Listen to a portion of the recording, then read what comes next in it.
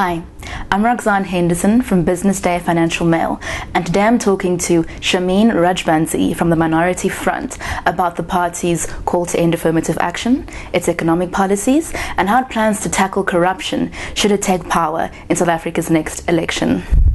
Mrs. Rajbansi, tell us about your call to end affirmative action. Is there a difference between affirmative action and black empowerment?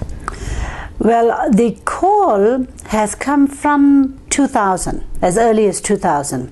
I introduced the affirmative action debate in the KwaZulu-Natal Parliament because in the year 2000, the white paper on affirmative action was under review. And at that time, President Jacob Zuma was the deputy president of the country, and it was his mandate to review the white paper. Remember, South Africa is a country that initially, from our apartheid experience, we had a lot of migration.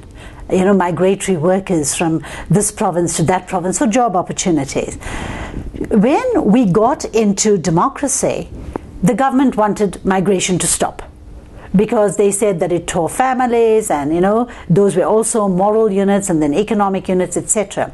So, as I said, we all believed in transformatory policies at that time.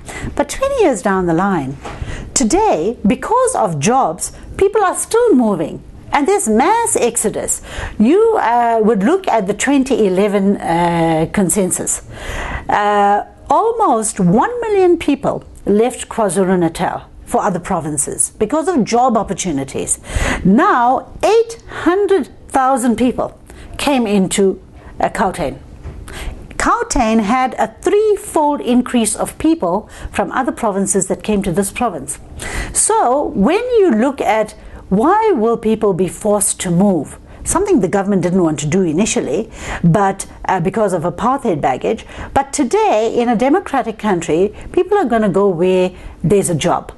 And when you look at that, then we have a policy that comes in, the new bill that's coming in, that says now we must look at demographics.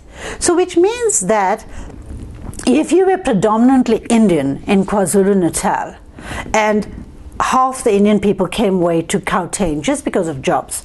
So you're going to lessen your jobs in different provinces. You're going to have a drop in a province, and you don't know how that's going to impact socially on people over there.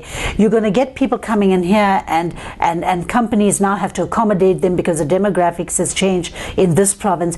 It's just a lot of administrative bungle that's going to take place. From 1994 to now 2014, we are dealing with a different group of economically active people. These are the born frees we're dealing with. We have a constitution in our country to uphold.